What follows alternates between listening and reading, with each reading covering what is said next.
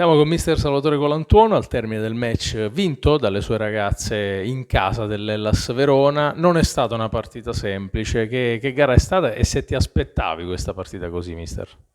Mi aspettavo una partita difficile perché giocavamo contro una delle squadre più forti della Serie B. Per me il Verona è una squadra quadrata che gioca un buon calcio, una delle migliori della categoria in assoluto. Io ho tanta stima di mister Pachera, ho stima del Verona come squadra ma anche come società.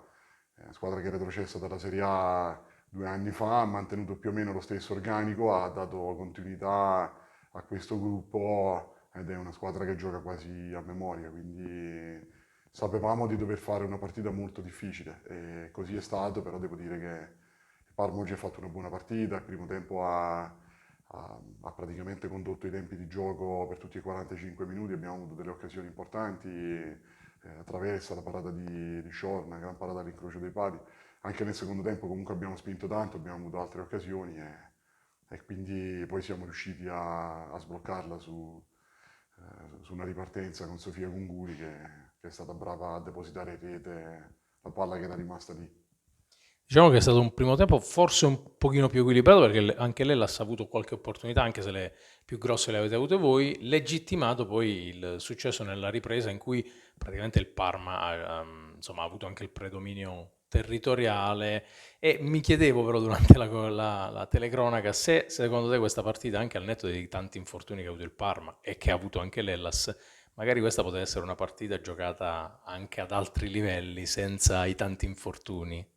Sì, sì, sono d'accordo. Il Verona ha subito 3 infortuni a 3 calciatrici forti e incrociati che hanno finito la stagione. Noi con le partite di oggi abbiamo saltato 90 partite, cioè tutte le calciatrici messe insieme hanno saltato 90 partite. Da inizio stagione ad oggi gli infortuni ci hanno veramente falcidiato e quindi sicuramente la qualità un po' si abbassa, però devo dire che in campo si sono viste lo stesso due ottime squadre che comunque stanno tenendo bene testa a questo campionato di livello assoluto perché in testa ci sono dei ritmi impressionanti, cioè noi abbiamo vinto 16 partite su 21 e chi ci sta davanti ne ha vinte di più, quindi vuol dire che è un campionato veramente di altissimo livello ed è un piacere starci dentro, poi ovviamente ce la metteremo tutta fino alla fine per cercare di insidiare la testa della classifica, ma una partita alla volta, quindi oggi facevamo il giro di boa, manca un terzo di campionato perché con oggi mancavano 10 partite, quindi la prima del terzo l'abbiamo portata a casa, adesso ci aspettano altre 9 battaglie. Da questo punto di vista ti volevo chiedere come insomma, si riesce anche a una distanza di 7 punti dalla vetta, sappiamo le squadre che conducono, a mantenere comunque alta l'attenzione perché le due ragazze anche oggi hanno fatto una partita dove la concentrazione è sembrata esserci dal primo all'ultimo minuto. Ma in realtà la nostra squadra ha sempre avuto una continuità di rendimento, parlo di prestazioni molto molto alta.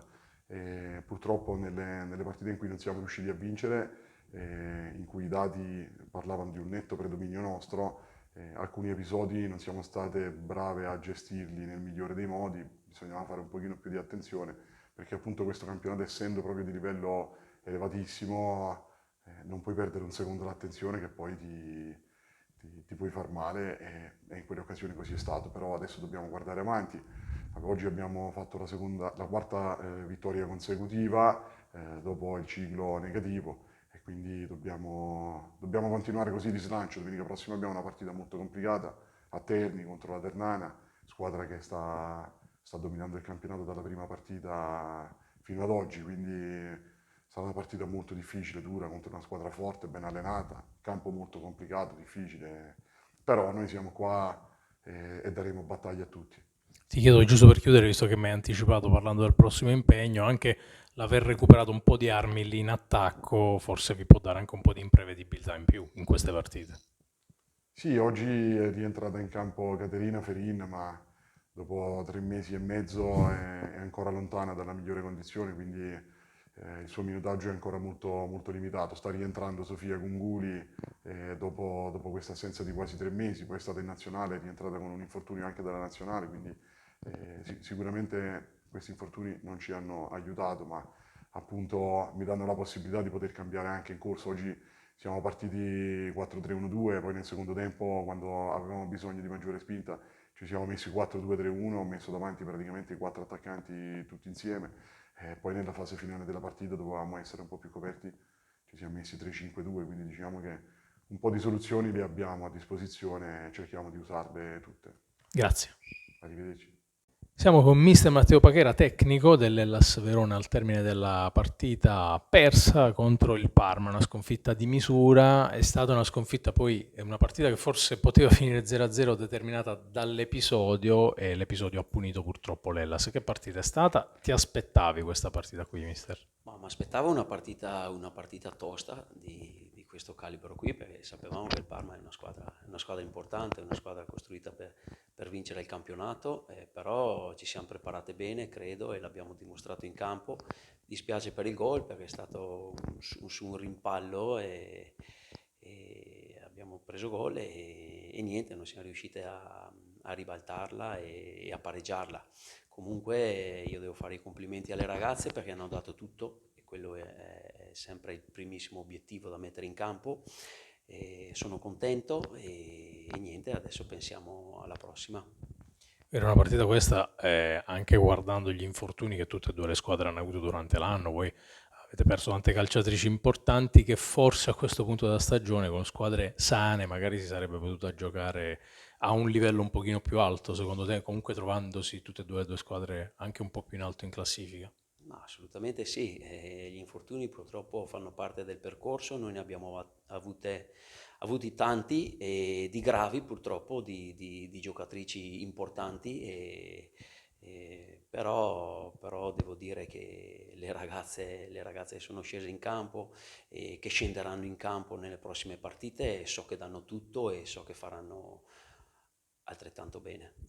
Anche oggi, e l'hai rimarcato anche tu poco fa, l'atteggiamento insomma è stato importante, non ci sono state tantissime emozioni lungo l'arco del match, però forse qualche spunto, soprattutto nel primo tempo pericoloso, l'Hellas l'aveva creato, qualche presupposto per poi andare a far male l'aveva creato. La prima parte del match direi quella più positiva probabilmente per voi.